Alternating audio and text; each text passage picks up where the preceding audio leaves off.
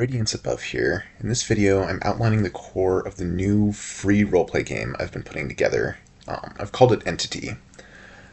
The core files for everything I'm showing here, as well as PNGs of all the cards, are going to be available in a Github repo, linked in the description. But first, what is this? Why did I create it? So my goal with Entity was to create an RPG that is completely based on cards. No big rule books you have to flip through. Every rule, everything your players could use is shown on one card, even down to like the character sheet can be just a single card, or a card and a backside. So one of the sort of reasons I was putting this together is I really like D&D. I like Daggerheart. I like a lot of different games, but a weakness I've found in a lot of them is it isn't especially homebrew ready, and it isn't especially customizable in the grand scheme of things. GURPS, the generic universal role-playing game system, I think is the acronym, was a big inspiration for this. But it's an old system, it's not updated to sort of today's standard. But what it allows you to do, and what I really wanted to focus on here, is make it so that you can use this framework for any type of game you're playing. If you want to have a more roleplay heavy social encounter game, you can create cards that reference that and create mechanics for that. If you want to have a combat game like D&D, you can have traits and upgrades that reference that, and that's what your players can focus on. But still under the same framework, the same sort of character creation, and the same basic choices and rules that you're making. So sort of inspirations you can see sort of on the same card, like I mentioned, Pathfinder, D&D. Daggerheart was an especially big one, as well as GURPS. So for actual creation, everything you're seeing here is created, designed by me. It's using Magic Set Editor to create the cards, and the files as well as the templates will be available as well. So how about just starting with the basic rules? To actually play it, what would be easiest is to literally just print out the cards. How I'm using it is literally printing it out, cutting it, and then inserting them into sleeved Magic cards. That should be easy enough. With the basic rules, if you've played D&D, it should be pretty familiar. Everybody has standard D&D stats. You could change that if you wanted, but that's just what I stuck with for the easiest conversions, since my current playgroup is in D&D. Instead of having a score, you have a modifier from -20 to 20. It's really not useful to go up to that extreme, unless you're a god or something and they're just perfect at everything. An interesting difference, and something I'll get into later, is fatigue dice and hit dice instead of hit points. And then fatigue dice are heavily inspired by Daggerheart's stress points. One thing I don't like about D&D, and to a lesser extent with Daggerheart, is you end up dealing with just lots of big numbers for damage, and it's a lot easier if you don't have to deal with that. So how that's handled is with dice instead. Also, every character has a speed. Finally, every character will have attributes. This is somewhere between D&D skills and Daggerheart experiences. I'll get into that a little bit later, too. 2, but essentially that's just all of the other things you're good at that aren't one of these base 6 skills. Okay, so health. This is one of the systems I am most proud of, but also most nervous about in actual play, as I have not really play tested much of this extensively. Pretty standard stuff with rests. Rests work relatively similar to Daggerheart. But you have hit dice. You start with 2d6 hit dice. Essentially, whenever you regain a hit die, you just roll it.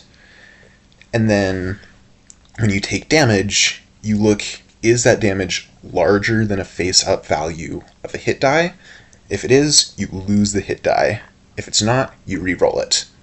Basically, you have to prioritize the highest ones, but what this means is essentially you aren't dealing with big numbers. If you take 6 damage and you only have d6 hit dice left, you're going to lose a hit die, and that's just a hit.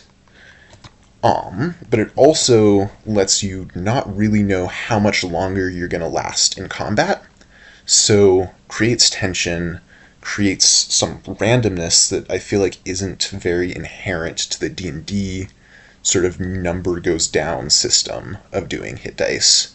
You can be unsure how much time you have left because any hit could either do absolutely nothing to you or take out a massive portion of what you have left. So it's the same thing with fatigue, which I believe is more interesting because a lot of the time you have control over when you're spending fatigue. So if you're using abilities that spend fatigue, you can use them at opportune times not to actually take out a full die. Advantage, disadvantage work just like usual, but you can see here part of the advantage of having cards. You just have the keyword on a card. If players don't know what you're talking about, they can just find it, look at it, know what's going on. Okay, next, attributes. Attributes can be anything. How this is balanced is by their cost. Essentially, things that are used more often are more costly. It's harder to get them.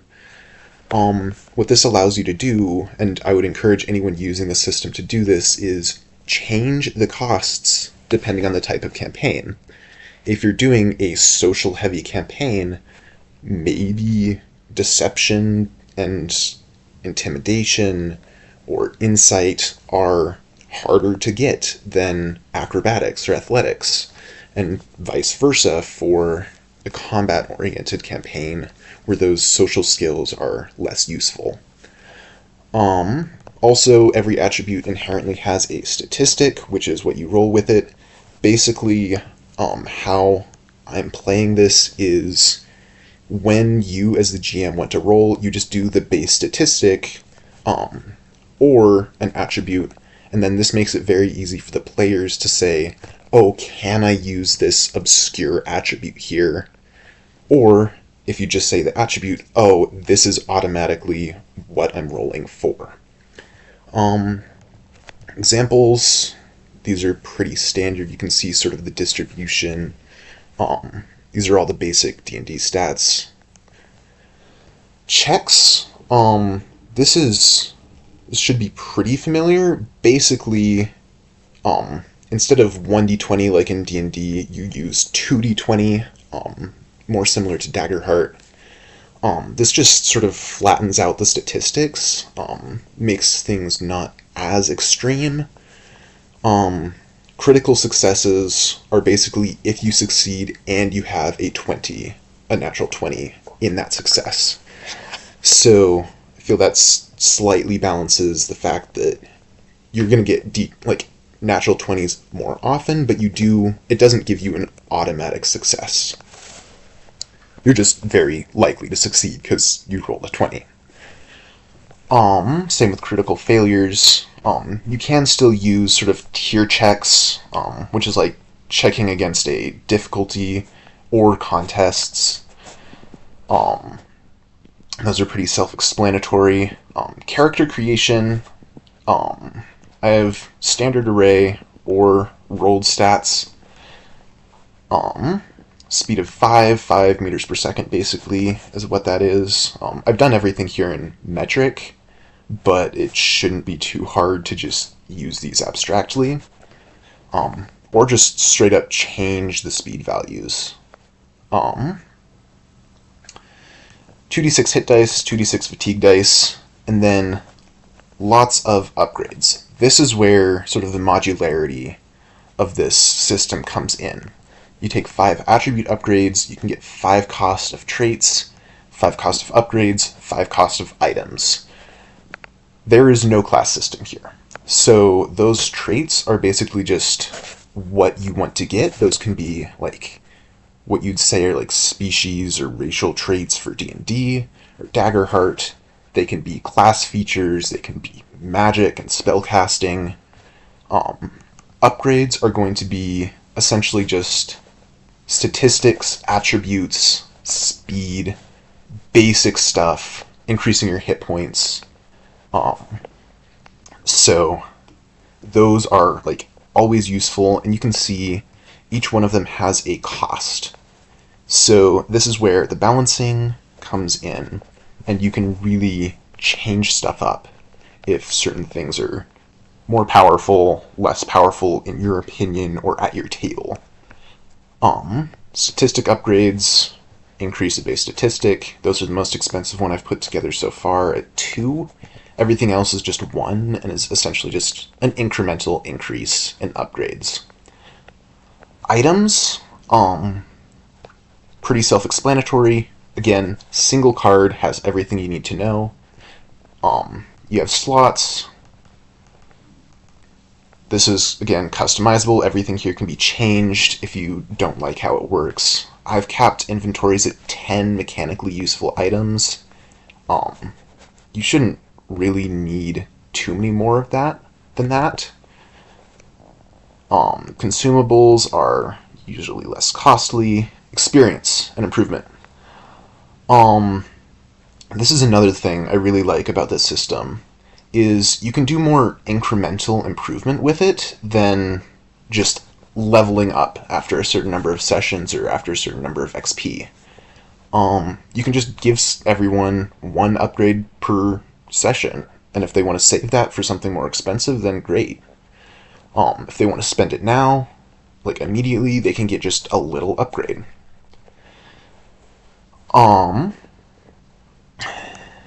Okay, actions and turn order. This is sort of just in here because it is pretty important no matter what type of game you're running. Like, even in social games, I feel like fast-paced action ends up coming up at some point anyway. This is also the part I'm most interested in playtesting to see if it works well. Because the action system I currently have is literally 3 action points per turn. Actions have a cost, but I am worried that sort of this basic thing in combat-oriented games results in just 3 attacks per turn most of the time. I'm going to try to see what I can do about that as I get into more trait creation and playtesting, but we'll see.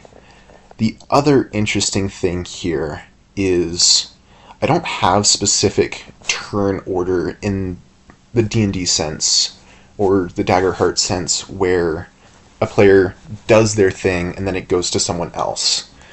It's much more fluid, where your turn is when you gain action points, but you can spend them at any point throughout the round. So if you want to like move together or like work together to do something, it is very easy to not have to like delay a readied action and just wait and say, okay, we're both going to spend our actions now to do something. This also leaves you as a GM free to make actions with monsters and things whenever you feel that that's necessary. So all of the flexibility that the players get, the GM gets as well to do however they would like.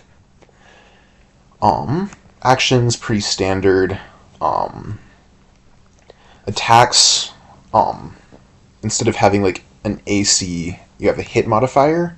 So you're basically just rolling to beat 20 plus or minus whatever your modifiers for your attacks are, and your opponent's modifiers for their defense are, whether from dexterity or armor. That's another thing I should probably mention with checks. You're rolling to beat 20 every time, unless you're specifically doing like a tiered check or a contest.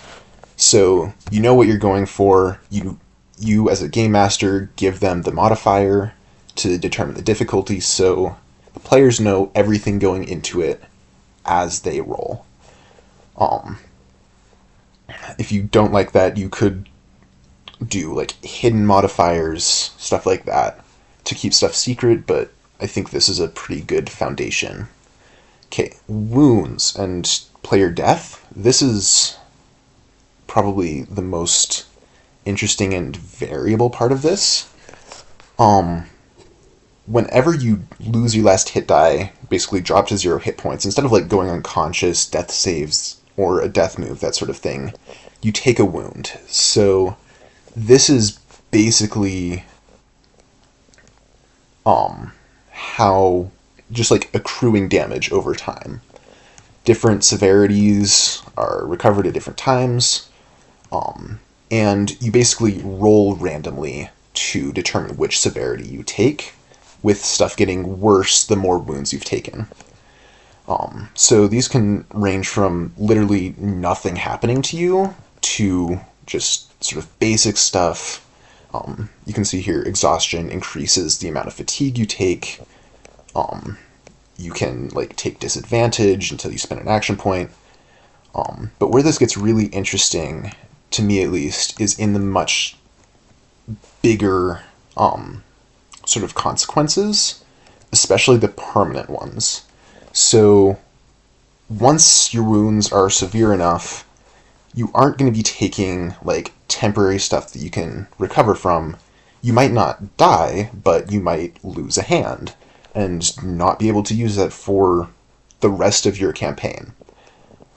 Or lose a leg and have your speed go way down. Or you can die. And how that works is essentially you get to do basically a default like last stand move, sort of like the Daggerheart death move, where you get an automatic +5 modifier to everything you make using the last of your action points, and then you're dead. So that's it. This is definitely the sort of system where you can take out wounds you don't like, add ones you want for the specific system the specific setting you're running into the pile. I also have here like player's choice, party's choice, and then resting is sort of the flip side to that. Like I said, I don't have specific rest durations here, just short, long, full rests, which heal you different amounts. We've got rest actions. This was another thing I basically just ripped straight out of Daggerheart, because I really like the rest action system.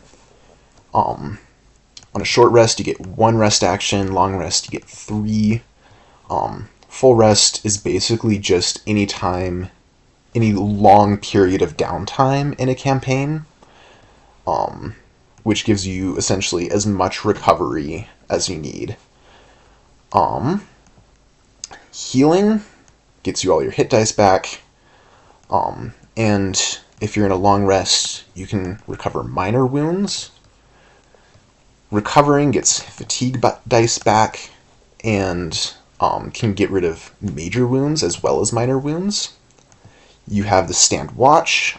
I've changed this sort of compared to Daggerheart, where essentially what it means is, in addition to like standing watch and seeing threats as it would be in D&D, you automatically go first in turn order if something happens. Tinker and Train are both interesting. They sort of put as an actual mechanic crafting and incremental improvement. If you don't need to do your other things, you can basically make a roll and get experience, or like create a mechanically useful item over time as you take it multiple times. Basically just putting in the core system some way for when a player's like, hey, can I make this thing? And you're like, okay, you can do it, it's going to take time, and you can still like improve base stats in a similar way by taking time that you could be using to recover or do other things to work on that instead. Prepare, I might change this. I'm not sure I really like how this functions, but it lets you get just free advantage on a check down the line. And then assist is especially useful in conjunction with healing or recovering. It just lets you give someone else advantage. Finally, at the end here, we've got character sheet. You can see basically just hit dice, speed, fatigue dice, base stats. And then backside, you can write down attributes, other stuff. I have another just sort of blank thing here to print out if you want to do like a card for appearance and stuff like that, or just custom other things to mix in. And that's the core of the system. It is literally just 60 single or double-sided cards. So easy to print out, easy to learn, and easy for players to use and reference rules without having to look something up online or reference a large book that maybe you only have a single copy of. So one thing that this is missing currently is traits of any kind, unfortunately, as well as like items. In future videos, I am probably going to be doing D&D conversions, because again, like I said, my playgroup is currently D&D, and I'd like to make it so we can playtest stuff. So I'll probably be going through that and creating sort of basic traits and stuff to use, as well as items. And the core stuff, at least, I will be making freely available, probably in the same GitHub repo as this is going up in. But thank you for listening this far. Hopefully you play it. Any feedback that anyone who sees this has would be greatly appreciated. It's just me doing this, and I only have one perspective. So yeah, try it, print it out. Like and subscribe if you want to see more of this and see how it continues to progress. I'll see you in the next one.